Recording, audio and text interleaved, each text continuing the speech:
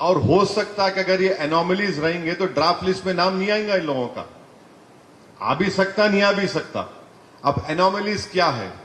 Anomalies ये है कि फादर और सन या डॉटर में 15 इयर्स का डिफरेंस है तो एनोमली है, 6 बच्चे रहे तो एनोमलीज है, और ग्रैंडफादर और ग्रैंडसन में कितना 40 इयर्स का फर्क रहा तो एनोमलीज है।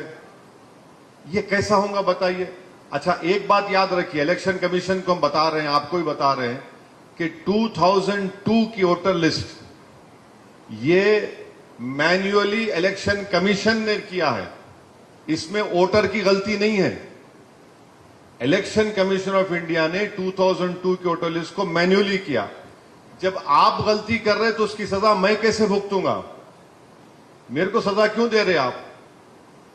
2002 में आपने किया था, अब वही। अच्छा, और एक चीज क्या है, अब कोई सैयद मुश्ताक है 2002 में, 2025 में एस मुश्ताक आ गया, मेरी क्या गलती है भाई उसमें? ये भी एनोमली हो सकती है। तो हम इलेक्शन कमीशन ऑफ इंडिया से ये डिमांड कर रहे हैं कि आप एनोमलीज को देखिए, और मैं आपको गारंटी के साथ बोल रहा हूं कि कई ऐसे बीएलओस है संगारेड्डी के, वो खुद एनोमलीज में है, उनके कई बड़े बड़े स्टाफ एनोमलीज में है।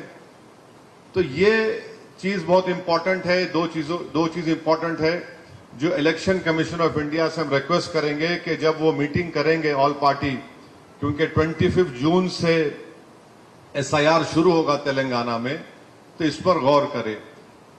तीसरी बात, हम तमाम लोगों से अपील करें कि जब बीएलओ आपके पास आएगा, आपको फॉर्म देगा, पहले क्या था बिहार में और जहां कहीं भी एसआईआर हुआ एक प्री प्रिंटेड फॉर्म दिया गया था।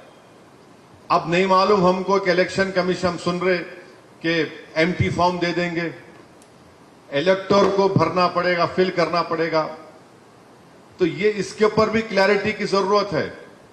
देखिए, इतना बड़ा एक्सरसाइज जब होने जा रहा है, आप सिर्फ 25 से पहले 10 दिन पहले ऑल पार्टी मीटिंग करके नहीं बोल सकते। अभी से क्लैरिटी दीजिए।